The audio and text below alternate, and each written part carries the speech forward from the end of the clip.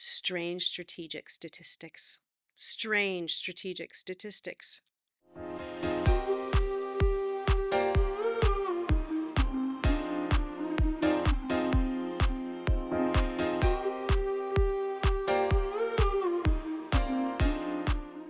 If you have been in one of my technique classes, you might recognize one of everybody's least favorite tongue twisters, strange strategic statistics. Working on your voice is crucial as an actor, and so many actors neglect working on their voice. First, just being understood, being able to have clear diction. If they're hiring you and they can't understand what you're saying, they're not going to subtitle you. They're going to hire an actor who has worked on their voice. We offer voice classes at the studio quite regularly. We have two wonderful teachers that I highly recommend. Susan Wilder is one of them, and she's very good with working on accent reduction and adopting an accent. And Dan O'Callahan is fantastic at using your voice and also using it for singing. But having a good singing voice, you don't necessarily have to be a singer. Having that vocal control, being able to get through lines of dialogue. So, working on your voice is so important. It's a tool, it's another one of your tools. I'm often asking actors to drop their pitch. They're up here quite a bit, especially for women. No, I need you down here. It's a tool, it can indicate so many different actions and tonalities. So don't neglect your voice. Vocal work is often very important for non actors as well. If you are in a profession where you need to speak regularly or even occasionally to a group of people, working on your voice is a fantastic skill to have. Having a pleasant sounding voice, being understood. Breath work, it's another fantastic thing that a good voice teacher will help you with. Being able to be understood clearly. And then again, the versatility of being able to add accents, reduce accents. A lot of times I get foreign born students who say, "Oh, I'm trying to lose my accent." And I said, "No, no, no, keep it, but adopt another one. Adopt one that maybe is a little clearer to understand or from a different region, a different dialect." There's wonderful websites to help with all of that too, but getting in or at least taking a couple of voice classes, so important. Learning how to pronounce certain words. I can't tell you, have students that will get up in class and they'll perform something and they'll mispronounce what I thought, but clearly wasn't, a common word. It's okay, but do some research, look up, see how it's pronounced. If you're having difficulty, have somebody help you with it. Another note that I give quite often in class is to relax the voice. Acting sometimes, especially for a beginner or we're really nervous, gets very stressful and we tend to tighten up, and that can hurt and damage our vocal cords. So being able to stay relaxed, to not have this tension. A lot of times I'll have somebody doing a scene where they are getting angry and they're like this and they're arguing and they're doing this. And I say, whoa, whoa, whoa, you can't do that. And I don't care if that's what you really do when you get into a fight because you're so unaccustomed to it that you get all of this tension, but nobody's going to want to watch that for a whole long time, right? People who have the vocal fry, right? It's as an annoying character for just a little bit on something, okay, but to listen to it regularly, no, you have to be able to learn how to elevate your palate and get that sound resonating so that you're not sounding like this. It is fun to do every once in a while, but it's only to make fun, you know. Quite often people will ask me, what is the difference between film and television, screen acting, and theater acting? And the difference isn't huge. the acting process and craft are quite often the same. It's some of the technical things that are the difference. And the voice is one. If you're doing a show, a theater show, your voice needs to project to the back of the theater. Quite often in big productions, you're mic'd, which is helpful. But if you're not, you can't whisper to somebody on stage. You've got to be able to project your voice out. A good voice class will help you be able to do that.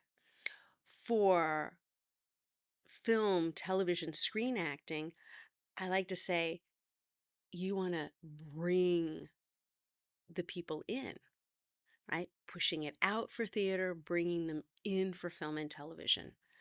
So if you're in a scene where it's an intimate scene, you can't be this close to somebody and be shouting at their face. A lie is being created. So to be able to speak softly and articulately and be understood. A lot of times, if there's been some damage to your voice, they don't want you to speak at all, much less whisper. A lot of people think that that's a good way to give their voice a rest, but most doctors and experts will tell you not to whisper. It can be very damaging on the vocal cords.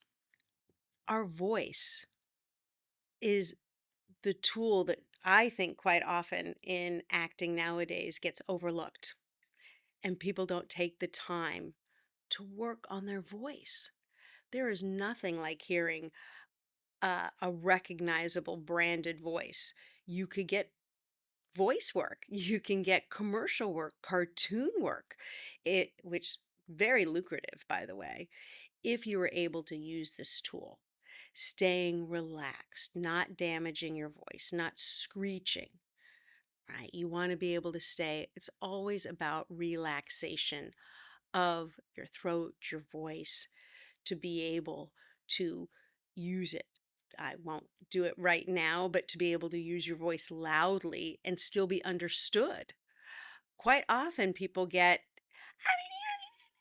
and I'm like, oh, I can't hear you at all, or even yelling. So it's something you need and you can learn how to control. It's going to take some work. None of this stuff happens by accident or uh, by osmosis.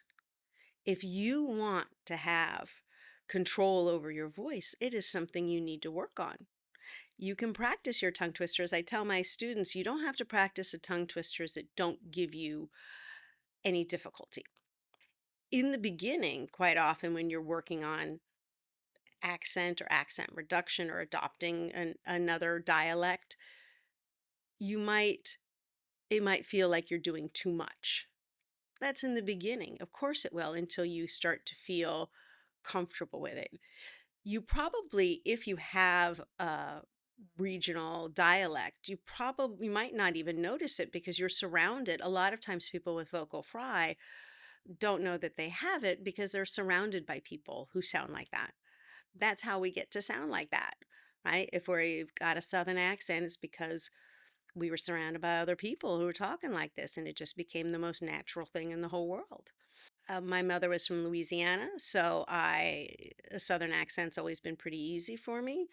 But when I was working on the television show Savannah, I wanted to hear what a Savannah accent sounded like, how different it was from Louisiana or any of the other regional areas.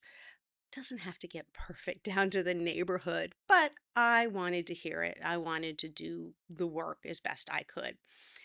So I remember meeting a woman at a country club, but she spoke so slowly. I thought, well, I'm never gonna be able to shoot a television series speaking this slowly. So I was able to take her sounds, speed them up. Also, she was quite a bit older than I was, make them, a little more youthful. I want you to be thinking of your voice as this other wonderful, miraculous tool that you can use to change and adapt and create your characters. Make yourself more versatile. Make have it it's fun, right? Those actors who are so good at accents and dialects. We love that. Being an actor is fun. And one of those things is working on your voice. I love listening to people's voices and accents. Of course, I'm not going to work on an accent that's not going to work for me. That's ridiculous. But there might be ones that do. I think almost everybody should, of course, have a standard American, maybe a Southern, maybe a New York, maybe an English accent, both RP and maybe more working class. If you look like you might come from another country, maybe it's the country that your parents came from. Do they sound like that? I quite often will find somebody who they say, "Oh, I've got this accent that I need to work on." And then they'll turn to me and they'll go, "But this is exactly how my dad sounds." Great, work on it with him. Listen to him. Be copying those inflections and intonation and paying attention. I love paying attention to where the sound comes from certain accents and dialects, or where it resonates for certain people. If you're somebody who likes to do impersonations, which is not the same as acting, but it's a wonderful skill to have, you'll spend a lot of time doing that. Are they speaking toward the front of their mouth with a little lisp, or is their sound more back towards the back of their throat? Where do you place the sound? So it's fun. It's another tool for you to have, to play with, to make you more versatile and be able to play more characters. If all you want to do is play yourself, then I hope you already have a good sounding voice, and there you go. But I think most of us want to be able to play a whole range of characters. Please tell me that you're going to work on your voice. I don't know what this accent is, but I'm just playing to end this video. Like, comment, subscribe, and I'll see you next week. Pretty much everybody's least favorite. See why you need to get in a voice class?